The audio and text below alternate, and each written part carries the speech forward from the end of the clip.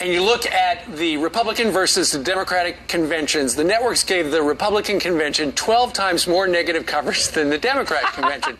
A coincidence? And then you look at the Khan story versus the Pat Smith story. They wound up giving Pat Smith and her story about her son Sean Smith 70 seconds over the last 2 weeks on the Big Three networks. And then the Big Three networks gave the Khan story 55 minutes as of last night. So there's a little, it appears to be media bias, is it? At this point, don't you expect Hillary to invite Mr. Khan to actually stand in for her at the Democratic national, debate, the first debate for the presidential debate? I mean, the whole thing is ridiculous. But thank God for the Media Research Center, number one. Yep. But number two, this has been going on for decades.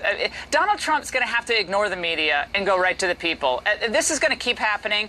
They will continue to demonize him. They're going to deflect, demean, distract, and demonize. The 4 Ds that the Democrats are masterful at conducting this election. He's going to have to, put on the blinders and move forward and talk directly to the American people. He's going to have to ignore it. If he gets caught up in this maelstrom of the media bias, I don't think it gets him much. I really don't. I think he should go right to the people and point out the corruption in D.C. and how he's going to fix it. And Laura, they said, I think it was Glenn Grunwald, Edward Snowden's mentor, who said, Greenwald, I should say, in Slate, that Donald Trump has 100% of the media against him. They don't want to get him elected, and he is a liberal guy. And by the way, Laura, before you go, you did a great job. Your speech at the RNC was a terrific speech. Yep. Thank you so much. You were Thank great. you.